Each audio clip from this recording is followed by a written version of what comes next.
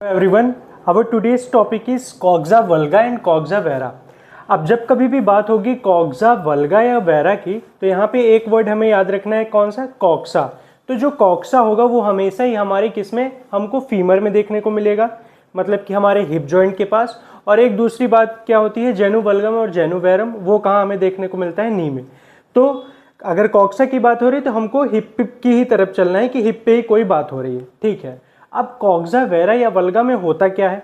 ये जो coxa vera या वल्गा होता है, जो हमारा नॉर्मल फीमर होता है ना, तो फीमर का हेड और नेक के बीच में जो एंगल बनता है उसे क्या कहते हैं हम?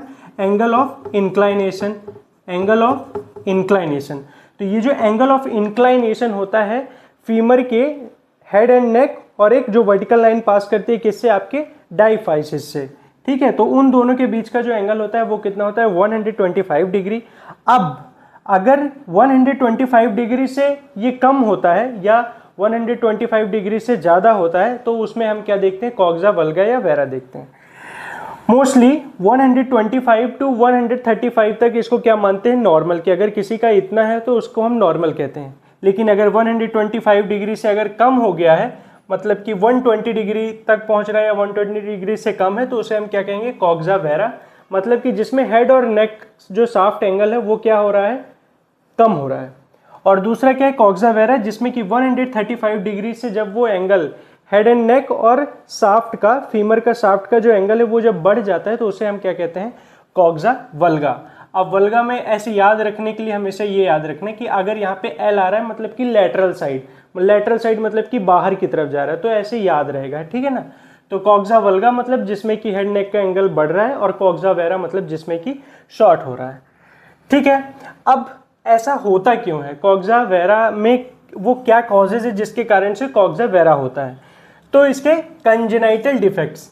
अब मतलब कि कंजेनाइटल जो कि बर्थ से ही है, बर्थ के पहले से ही है, तो वहाँ पे क्या हुआ था कि ओसिफिकेशन जो होता है बोन में, जिससे कि बोन का डेवलपमेंट होता है, उसे क्या कहते हैं हम? ओसिफिकेशन। तो वो ओसिफिकेशन कंजेनाइटली क्या नहीं है? प्रॉपर नहीं है, एबनॉर्मल है, जिसके कारण से कॉक्सा वेरा हो सकता है। फ्रैक्चर, अगर किसी को फीमर नेक पे कोई फ्रैक्चर हुआ है तो उसका कॉम्प्लिकेशन हो सकता है कि वहाँ पे क्या हो? Because of mall union, non union, वहाँ पे क्या हो सकता है? कॉक्सा वेरा हो सकता है, ठीक है। इन्फेक्शन के कारण भी कॉक्सा वेरा हो सकता है। कोई भी मेटाबॉलिक डिसीज जैसे कि पेगेट्स डिसीज। अब ये पेगेट्स डिसीज में होता क्या है कि जो हमारी पेगेट्स डिसीज होती है, इसमें नॉर्मली जो बोन होती है, वो हमारी बोन की जो सेल्स होते हैं वो ओल्डर बोन्स को क्या करने लगते हैं? ईट करने लगते हैं, मतलब कि उसको एक तरीके से हटा देते हैं ओल्ड बोन को, जिसके कारण से भी हमें कॉक्सा वेरा देखने को मिल सकता है। अब क्या है? प्री मैच्योर एपिफाइजियल क्लोजर, मतलब कि बोन अच्छे से डेवलप नहीं हुई, अपना प्रॉपर शेप नहीं ली, उसके पहले ही वो क्या हो गया था? जो एपिफाइसिस होता है, जहाँ से बोन का डेवलपमेंट होता रहता है प्रॉपर तरीके से, वो पहले ही क्या हो गया? क्लोज हो गया। अब क्लोज हो गया तो अच्छे तरीके से बोन डेवलप नहीं होगी, तो ये भी एक कारण होता है कि उसको कॉक्सा वेरा हो सकता है।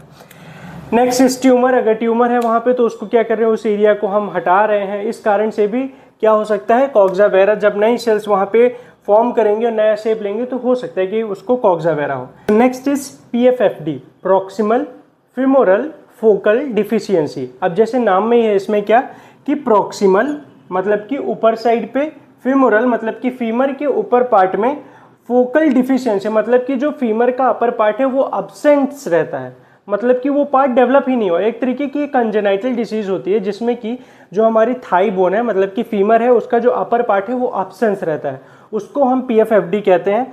तो PFFD के कारण भी वहाँ पे कॉक्सा वेरा हमको देखने को मिल सकता है। रिकेट्स, बच्चों में है ना, रिकेट्स होता है, तो उसके कारण से भी हमको देखने को क्या मिल सकता है? Coxa vera. और अगर ओस्टियोमलेशिया मतलब कि बड़ों में वो चीज़ प्रॉब्लम हो रही है, डिफिशियंसी हो रही है विटामिन D की, तो उसको हम क्या कहते हैं? ओस्टियोमलेशिया, ठीक है। तो उसमें भी हमको देखने को मिल सकता है। तो रिकेट्स भी एक तरीके का इसका कॉज हो सकता है। पर्थिस डिसीज, तो ये सारी की सारी क्या है? हमारे कॉजेज हैं जिसमें कि क्या हो सकता है? कॉक्सा वेरा आपको देखने को मिल सकता है। पर्थिस डिसीज क्या है? इसको लेग काल्फ पर्थिस डिसीज भी कहते हैं, जिसमें कि जो ब्लड सप्लाई रहती है हमारे हेड ऑफ द फीमर में जाती है और जिसके कारण से बोन का प्रॉपर डेवलपमेंट होता है। तो अगर पर्थिस डिसीज है तो वो ब्लड सप्लाई प्रॉपर नहीं होगी और जिसके कारण से सही तरीके से जो बोन का डेवलपमेंट होना चाहिए, जो हमारे ट्रोकेंटर या नेक शाफ्ट एंगल बनना चाहिए, वो सही तरीके से नहीं बनता है और क्या कॉज कर सकते हैं, कॉक्सा वेरा। हम क्लिनिकल फीचर्स में आ जाते हैं। अगर कॉक्सा वेरा है तो क्या है, उसका नेक शाफ्ट एंगल कम है। अगर नेक शाफ्ट एंगल कम है, ये एंगल अगर उसका कम है तो ये किधर साइड पे जाएगा, इधर आएगा, ठीक है। ये हेड है और ये नेक है, तो यहाँ पे हमारे क्या हो रहा है, नेक शाफ्ट एंगल कम हो रहा है, तो बोन कुछ इस तरीके से आ रही है। तो यहाँ ऐसे सेम अगर इस साइड का भी हो जाए, चलो सपोज करते हैं बाइलेटरल नहीं है, केवल यूनिलेटरल है, ठीक है। तो यूनिलेटरल है तो भी यहाँ पे हमको क्या देखने को मिलता है, एक तरीके से नॉकनी देखने को मिलता है। तो इसका पहला क्लिनिकल फीचर ही यही है, क्या, नॉकनी, ठीक है। दूसरा क्या है, लिम्ब लेंथ डिस्क्रिपेंसी, मतलब कि उसकी जो लिम्ब का लेंथ है वो भी क्या हो जाएगी, शॉर्ट देखने को मिलेगी। ग्लूटियल मसल्स की जो इफिशियंसी कम हो जाती है, क्यों, क्योंकि उस साइड पे जो शॉर्टनिंग के कारण वो क्या हो जाता है, ड्रॉप कर जाता है उस साइड पे, ठीक है। क्योंकि मसल की इफिशियंसी नहीं होगी, कब तक, जब तक उसको प्रॉपर लेंथ ना मिले, तो उसकी भी क्या हो जाएगी, इफिशियंसी डिक्रीज होगी।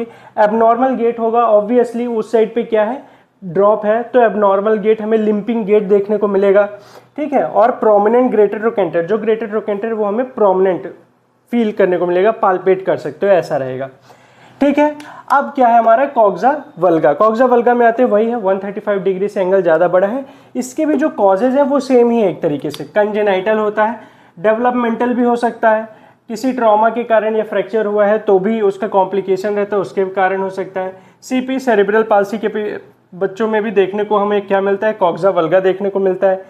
रिकेट्स के भी कारण यहाँ पे कॉक्सा वल्गा हो सकता है। मेटाबॉलिक बोन डिजीजेज जैसे कि हमने पेगेट्स डिसीज देखा, वो सभी के कारण सेम ही एक तरीके से कॉक्सा वल्गा वगैरह के कॉजेज सेम ही होते हैं, बस हमें क्लिनिकल फीचर्स देखने को अलग मिलते हैं क्योंकि पूरा बायोमैकेनिक्स चेंज हो जाता है, ठीक है। तो यहाँ पे हमें क्या देखने को मिलेगा, बो लेग देखने को मिलेगा। क्यों, क्योंकि ये जो आपका नॉर्मल एंगल था, अब वो क्या हो गया है, ये तो हमारा नॉर्मल था, ठीक है, अब ये क्या हो गया है, ये चीज बढ़ गया है।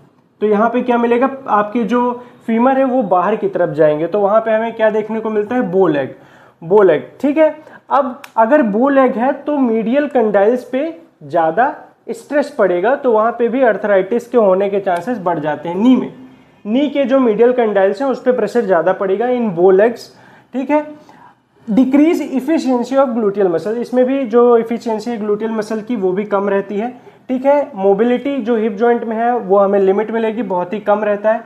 वॉडलिंग गेट देखने को मिलता है तब जब आपका दोनों साइड पे क्या हो, कॉक्सा वल्गा हो, ठीक है। अगर एक साइड पे है तो हमें क्या मिलेगा, ट्रेंडलनबर्ग गेट देखने को मिलेगा।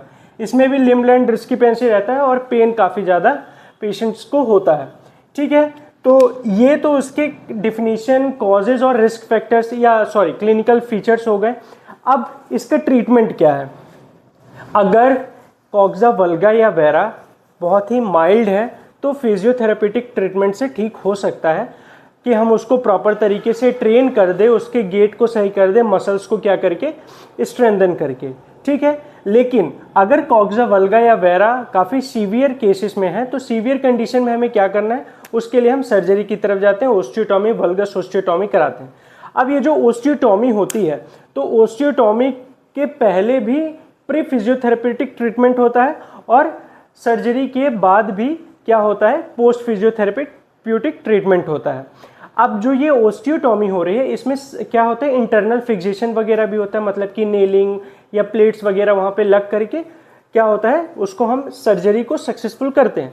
बट उसके पहले जो फिजियोथेरेपेटिक ट्रीटमेंट रहता है उसमें हम क्या कराते हैं, अब क्योंकि उसका क्या होने वाला है कि वहाँ पे सर्जरी होने वाली है तो उसके पहले हम उसको क्रच वॉकिंग कैसे करते हैं वो सारी चीज़ें सिखाते हैं। उस जॉइंट्स के प्रॉक्सिमल और डिस्टल जो जॉइंट्स हैं उनकी क्या करते हैं, हम स्ट्रेंथनिंग कराते हैं और उस जॉइंट की भी मूवमेंट कराते हैं। पेशेंट को एजुकेट करते हैं, वो सारी कंडीशन के बारे में बताते हैं कि ये होने वाला है तो हम इसका इस तरीके से रिकवरी करेंगे, वो सारी चीज़ें हम प्री ऑपरेटिव फेज में सिखाते हैं। पोस्ट ऑपरेटिव जब बात होती है कि पोस्ट ऑपरेटिव फिजियोथेरेपेटिक जो मैनेजमेंट होता है उसमें जो हमारा गोल रहता है वो क्या रहता है कि उसका जो पेन है, स्वेलिंग है, इडमा है, उसको डिक्रीज करना, उसके रेंज ऑफ मोशन को गेन करना, फिर उसकी मसल्स की स्ट्रेंथनिंग करना और उसके गेट को इम्प्रूव करना। अगर कोई प्लेयर है, वो बच्चा प्लेयर है या कोई यंग एडल्ट है तो उसका जो स्पोर्ट्स मैनेजमेंट है वो भी उसको हम आगे स्टेजेस में लेके जाते हैं। बट अगर वो नॉर्मल है तो क्या करना है, अब जैसे पोस्ट ऑपरेटिव हो गया है तो सबसे पहले आप क्या कराओगे, जो स्वेलिंग वगैरह है पेन कम कराने के लिए, इसके लिए आप एलिवेट करके रखोगे तो स्वेलिंग वगैरह कम होगी, ठीक है। और जो आपकी डिस्टल जॉइंट्स जैसे कि आपका क्या हो गया एंकल टो मूवमेंट्स वगैरह, ये सारा आप अर्ली फेज में कराओगे। फिर उसके बाद आप क्या कराओगे, जो रेंज ऑफ मोशन एक्सरसाइजेज हैं हिप जॉइंट की आपकी, उनको लेकर के आओगे। फिर आपका जो स्ट्रेंथनिंग प्रोटोकॉल है तो आप डिस्टल से प्रॉक्सिमल की तरफ लेके आओगे with the help of TheraBand या थेरालूप्स, इनकी मदद से, या वेट कफ्स के, इनसे आप क्या करोगे मसल की स्ट्रेंथनिंग। फिर आप उसको जो क्रचेस से पहले आपने उसको एजुकेट किया था उससे आप उसकी वॉकिंग साथ ही साथ वो कराने लग जाओगे। उस वॉकिंग के लिए इतना हम टाइम लेट नहीं जाएंगे, ठीक है। वो हमारा जैसे ही पेन या स्वेलिंग वगैरह कम होगा, जो 0 to 2 वीक्स रहता है प्रोटोकॉल, उसके बाद हम उसकी वॉकिंग कराना स्टार्ट करा देंगे, ठीक है। तो हमारा गेट आ गया है। गेट के बाद अगर कोई स्पोर्ट्स प्लेयर है तो उसका स्पोर्ट्स फिजियोथेरेप्यूटिक मैनेजमेंट हम करेंगे। तो ये कुछ इस तरीके से कॉक्सा वल्गा या वेरा के प्रॉब्लम को फिजियोथेरेप्यूटिक वे में ठीक किया जाता है। अगर इस टॉपिक से रिलेटेड कोई भी डाउट हो, इसका कॉज या क्लिनिकल फीचर या मैनेजमेंट और अच्छे तरीके से पढ़ना है, इसमें मैंने मैनेजमेंट पे ज़्यादा फोकस नहीं किया है, अगर पढ़ना है तो आप कमेंट सेक्शन पे कमेंट कर सकते हो, I will answer you. Thank you.